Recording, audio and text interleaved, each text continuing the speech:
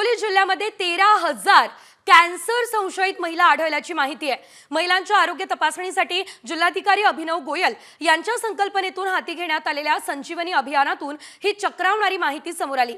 स्तन आणि गर्भाशयाचा कॅन्सर मोठ्या प्रमाणात ग्रामीण भागातील महिलांना होत असल्याचा या तपासण्यांमधून अहवाल स्पष्ट झालाय।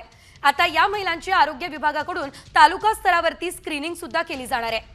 कॅन्सर टाळण्यासाठी नेमकी काय काळजी घ्यायला हवी तेही आपण बघूया।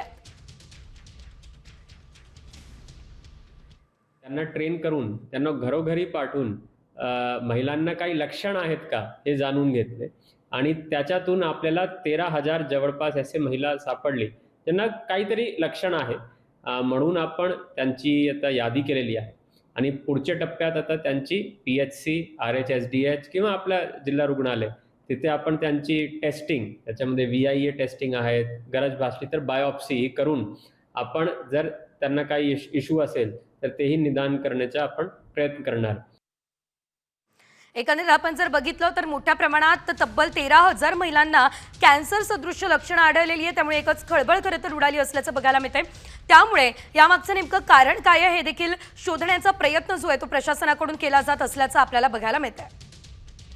नियमित व्यायाम करा आणि वजन नियंत्रित ठेवा हे एक अतिशय मोठं या मागचं आपण बघू शकतो उपाय राहू शकतो। योग्य आहार घ्या, धूम्रपान मद्यपान टाळा। याशिवाय आपण जर बघितलं तर स्तनाच्या तपासणीसाठी मॅमोग्राफी टेस्ट करा, गर्भाशयाच्या कर्करोगासाठी पॅप स्मीमर टेस्ट करून घ्या। तणाव टाळा, मानसिक स्वास्थ्यासाठी ध्यान योग करा।